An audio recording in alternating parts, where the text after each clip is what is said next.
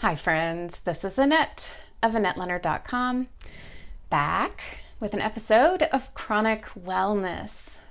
Today I'm continuing our conversation about the Americans with Disabilities Act, the ADA, which recently celebrated its 30th anniversary, which makes me old because I remember when it passed, and what a tremendous celebration for the rights of people with disabilities who, in the history of our world, have been oppressed, disenfranchised, killed for who they are and how they have shown up.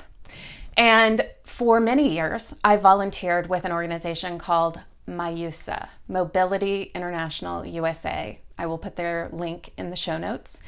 And among many things that MIUSA does, they bring together organizers and activists with disabilities from around the globe to learn how to further and advance the rights of disabilities in their own countries.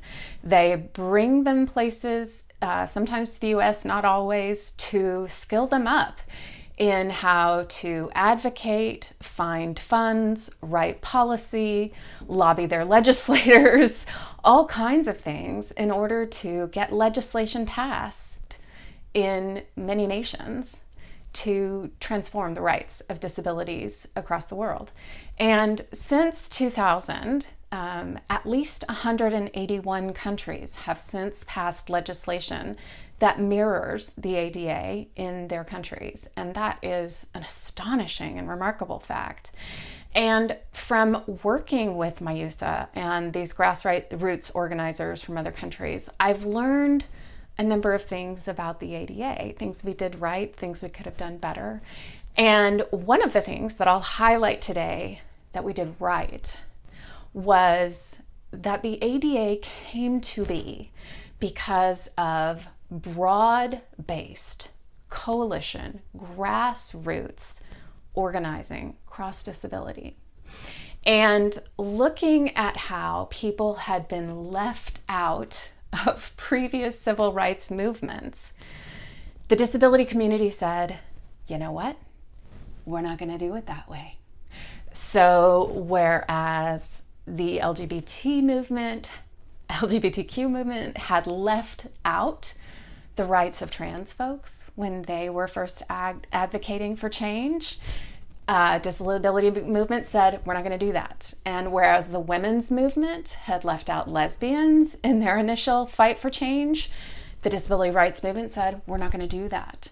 And so when at the final push, when the ADA was in its home stretch, and restaurant and bars and food service industry was lobbying Congress to say, do not make us hire people who we perceive to be HIV positive or people with AIDS. Like, take that off the table. We should not have to hire food service workers that we think are HIV positive or have AIDS. Disability rights groups said, you know what? We're not going to leave them out. If they don't get in, none of us do. We go together or we do not go at all. And I have to tell you, I am floored. I'm floored by that courage.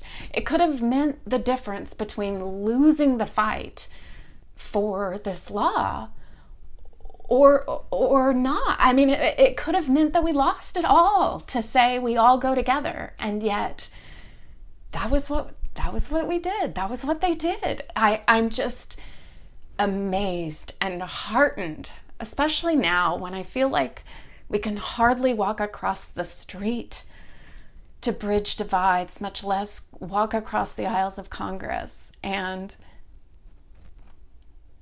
that our forebearers, that the people who went before us to make this legislation possible, said no. If we don't all get in, then none of us do. Moves me deeply. And it calls me to be a better version of myself. I didn't expect this. So that is my transformative moment. That is my news today about what we did right. And I hope it moves you too and helps you think about, what can I do today to include somebody I might not have included? And maybe that somebody's myself, because we're often hardest on ourselves. And maybe that somebody is my neighbor, or somebody that I perceive to be really different from me. And what a lesson we can all learn from the ADA and who we chose to include. As ever, folks, I am honored by your participation and spending a little time and energy with me. If you haven't subscribed, if you haven't left me a comment or a question, I am desperate to hear from you and grateful for your subscription. Just hit that button and you'll get to hear from me. Turn on your notifications. And until we're together again, be well.